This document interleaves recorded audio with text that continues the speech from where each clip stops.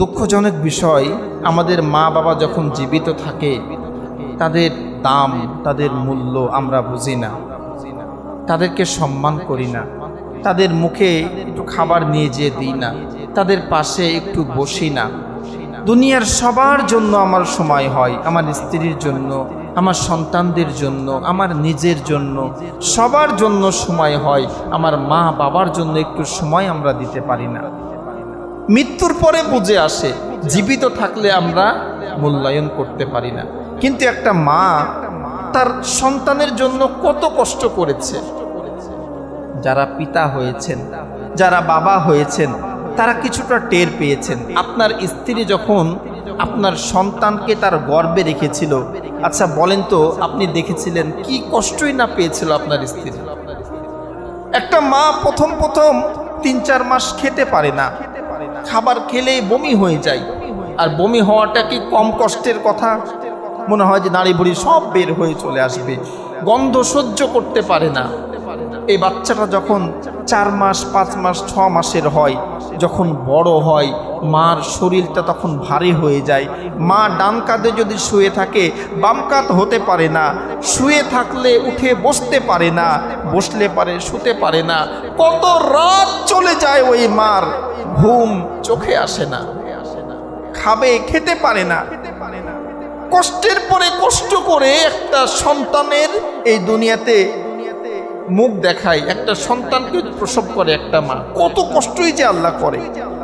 এজন্য তো আল্লাহ বলছেন, ওয়াসাইনাল ইনসানা বিওয়ালিদাই হামালাতুহু উম্মুহু ওয়াহনান আলা ওয়াহনি ওয়া ফিসালুহু ফি আমাইনি আন ইশকুরুলি ওয়ালি ওয়ালিদাই। ও আমার গোলামেরা, ও আমার বান্দারা, তোমরা আমি আল্লাহর শুকরিয়ার পাশাপাশি তোমার মায়ের শুকরিয়া আদায় করো। তোমার মা কষ্টের পরে কষ্ট করে তোমাকে দুনিয়ার মুখ দেখিয়েছে। এক এক সময়ের কষ্ট এক এক রকম ছিল। একটা মা এইভাবে সন্তানকে গর্ভে রাখে, গর্ভে রাখার পরে ওই সন্তান যখন দুনিয়াতে আসে, মার কত যে কষ্ট হয়, কত যে কষ্ট সে সহ্য করে, এটা বর্ণনা করে বোঝানো যাবে না। ভুক্তভোগী মাই শুধু জানে। আজকে তথ্য প্রযুক্তির এই যুগে আধুনিক বিজ্ঞান আমাদেরকে বলছে যে একটা মানুষ সাধারণত 45 ইউনিট পেন সহ্য করতে পারে। সে যদি এর চেয়ে বেশি পেন তাকে দেওয়া হয়, ব্যথা দেওয়া হয়, তা সে মৃত্যুবরণ করবে। কিন্তু বিজ্ঞান আজকে বলছে একটা মা যখন একটা সন্তানকে দুনিয়ার মুখ দেখায়, 57 ইউনিট পেন তাকে সহ্য করতে হয়। এই 57 ইউনিট পেন একটা মানুষের শরীরের 20টা হাড্ডি একসঙ্গে যদি ভেঙে যায়, যে পরিমাণ কষ্ট পায় সে পরিমাণ কষ্ট একটা মা পায়। আপনার শরীরের 20টা হাড্ডি একসঙ্গে যদি ভেঙে যায়, যে পরিমাণ কষ্ট আপনি পাবেন, একটা মা একটা সন্তানকে দুনিয়ার মুখ দেখাতে যে এই পরিমাণ কষ্ট তাকে করতে হয়। কষ্ট কি এখানেই শেষ? ওই সন্তান যখন দুনিয়াতে আসে, আসার পরে আপনি আমি আমরা পুরুষ যারা আছি ঘুমাই, কিন্তু মার রাতের পরে রাত ঘুম আসে না। রাত্রে ঘুমালে সন্তান দুধের জন্য কান্নাকাটি করে, খেতে বসলে খেতে পারে না, খেতে বসেছে মা, সন্তান পেশাব পায়খানা করে দেয়। কত কষ্ট করে একটা মা। কিন্তু আমরা অকৃতজ্ঞ আছি এই দুনিয়াতে। কিছু সন্তান আছে যারা মাকে সম্মান করি না, মাকে ভালোবাসি না। দুনিয়ার সবার জন্য আমার সময় আছে, টাকা আছে, কিন্তু মার জন্য সময় নাই। কিছু কুলাঙ্গার সন্তান দুনিয়াতে আছে, আপনাদের এই সমাজেও থাকতে পারে। দেখবেন 3 ভাই, মার ভাত, মার খাবারকে ভাগ করে নেয়। প্রথম 10 দিন তুই দিবি বড় ভাই, দ্বিতীয় 10 দিন মেজোটা দিবে, তৃতীয় 10 দিন আমি ছোটটা দিব। আছে না নাই? আরে হতভাগা, তোমার মা তো তোমার খাবার ভাগ করে নাই। তোমার মা তো তার মুখের খাবার নিয়ে তোমাকে খাইয়েছে, আর আজকে তুমি তোমার মার খাবার দিতে পারো না। মা তোমার কাছে বোঝা হয়ে গেছে যে 10 দিন করে ভাগ করো। ওই মা যে কত কষ্ট পেয়েছে তুমি কি জানো? কত কষ্ট করে ওই মা খাবারগুলো খায়। 10 দিন এ ছেলের বাড়ি, 10 দিন ও ছেলের বাড়ি। তার যে কত বেদনা, কত কষ্ট ওই মাই জানে, ওই মাই জানে। এজন্য ভাই, যদি কারো বাড়িতে মা থাকে, কারো বাড়িতে বাবা থাকে, এই মার কদর করেন, বাবার কদর করেন। শুনেন, দুনিয়াতে যদি সুখ চান, শান্তি চান, অর্থ চান, হায়াত চান, মা বাবার খেদমত করেন। আল্লাহ রাব্বুল আলামিন দুনিয়ার সকল সুখ শান্তি মা বাবার পায়ের কাছে দিয়ে রেখেছেন।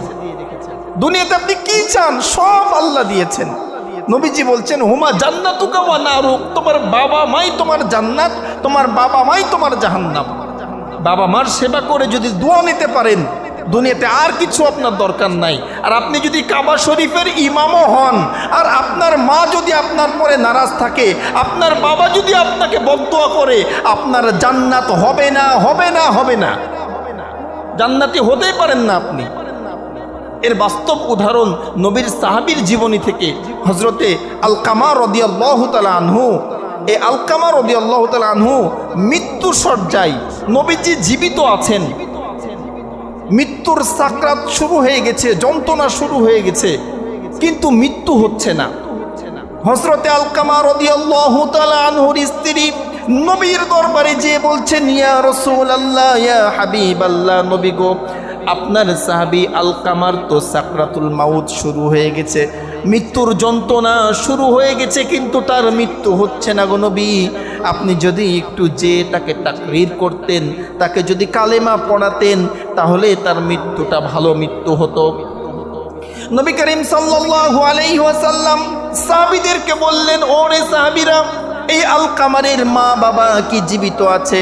সাহাবীরা বললেন, ইয়া রাসূলুল্লাহ, আপনার সাহাবী আলকামারের বাবা অনেক আগেই মৃত্যুবরণ করেছে, কিন্তু তার মা জীবিত আছে। নবীজি বললেন, তার মাকে আমার দরবারে ডেকে নিয়ে আসো। সাহাবে কেরাম হযরতে আলকামার মাকে যে বললেন, দয়ার নবী, মায়ার নবী আপনাকে তার দরবারে ডেকেছে। হযরতে আলকামা রাদিয়াল্লাহু তাআলা আনহুর মা নবীর দরবারে এসে বলছেন, ইয়া রাসূলুল্লাহ, ইয়া হাবিবাল্লাহ, নবী গো, আপনি আমাকে ডেকেছেন। নবীজি বলছেন, ওরে আলকামারের মা, আমি জানতে চাই তোমার সন্তান আলকামা কেমন ছিল। আলকামারের মা বলছেন, ইয়া রাসূলুল্লাহ, আমার সন্তান অনেক ভালো, সে নামাজি, সে তাহাজ্জুদ গুজার, সে দানবীর দান করে। নবীজি বলছেন, ও রে আলকামারের মা, আমার সঙ্গে চালাকি করার কোনো দরকার নাই, আমি জানতে চাই তোমার সন্তান আলকামা তোমার সঙ্গে কেমন ব্যবহার করত।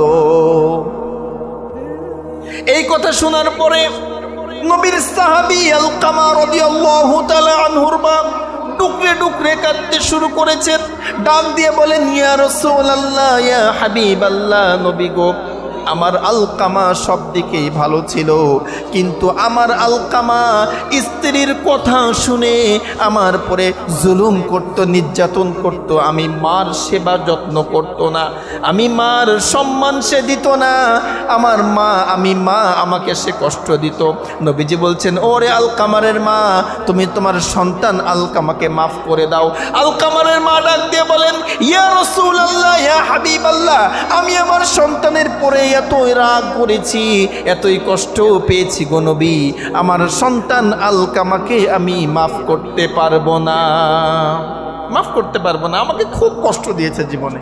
তো নবীজি বললেন, আমি নবী জীবিত আছি, আমার সামনে আমার একটা সাহাবী ইন্তেকাল করবে আর তার জবান দিয়ে কালেমা আসবে না, এটা তো হতে পারে না। ওরে সাহাবীরা, যাও তোমরা লাকড়ির ব্যবস্থা করো, খড়ির ব্যবস্থা করো, আলকামাকে আগুন দিয়ে জ্বালিয়ে দিব।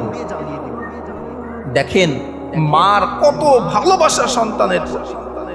সাহাবায়ে কেরাম লাকড়ির ব্যবস্থা করলেন, খড়ির ব্যবস্থা করলেন। নবী করিম সাল্লাল্লাহু আলাইহি ওয়াসাল্লাম বললেন, লাকড়িতে আগুন জ্বালিয়ে দাও। আগুন জ্বালিয়ে দেওয়া হলো। নবীজি বলছেন, আলকামার মা যখন আলকামাকে মাফ করবে না, আগুনের মধ্যে তোমরা আলকামাকে নিক্ষেপ করে দাও। জনম দুঃখিনী মা ডুকরে ডুকরে কাঁদে আর বলে, ইয়া রাসূলুল্লাহ, ইয়া হাবিবাল্লাহ, নবী গো, আমি মা এখনো জীবিত আছি, আমার সামনে আমার সন্তানকে আগুন দিয়ে জ্বালিয়ে দিবেন গো নবী, আমি মা হয়ে সহ্য করতে পারবো না, আমার সন্তান আলকামাকে আমি মাফ করে দিলাম। সুবহানাল্লাহ, আমি মাফ করে দিলাম। নবীজি বলছেন, তাড়াতাড়ি দৌড় দিয়ে যেয়ে দেখো তো আলকামারের কি অবস্থা। সাহাবে কেরাম আলকামারের বাড়ি যেয়ে দেখছে উনি কালেমা পড়তে পড়তে মৃত্যুবরণ করলেন। সুবহানাল্লাহ। ভাই, এটা হলো মা। এটা হলো মার সম্মান, মার ইজ্জত, মার ভালোবাসা। এজন্য আমি অনুরোধ করব, যাদের মা বাবা এখনও জীবিত আছে, মা বাবার সেবা যত্ন করেন, তাদের দিকে টেক কেয়ার করেন, তাদের খেয়াল রাখেন। মার পাশে যে একটু বসে মা বলে ডাক দেন। আপনার আমার মা কম কষ্ট করে নাই, কত রাত কষ্ট করেছে। আপনার আমার বাবা কম কষ্ট করে নাই, জীবনে কত আশা ছিল পূরণ করে নাই আপনার জন্য, কত কি করেছে একটা বাবা একটা সন্তানের জন্য। এজন্য এই মা বাবাকে কেউ কষ্ট দিয়েন না, অনুরোধ করছি কেউ কষ্ট দিয়েন না। কষ্ট যদি দেন, জীবনে এমন একটা সময় আসবে আপনার সন্তানরাও আপনাকে কষ্ট দিবে। আপনি আপনার বাপ মাকে কষ্ট দিবেন তো, তাদের সেবা যত্ন করবেন না, আপনার সন্তানরাও আপনার হক আদায় করবে না। যদি করে, আল্লাহর কোরআন মিথ্যা হয়ে যাবে যদি করে। এজন্য অনুরোধ করব, যাদের মা বাবা জীবিত আছে তাদের জন্য ভালো ব্যবহার করবেন, তাদের সেবা যত্ন করবেন, তাদের জন্য দোয়া করবেন।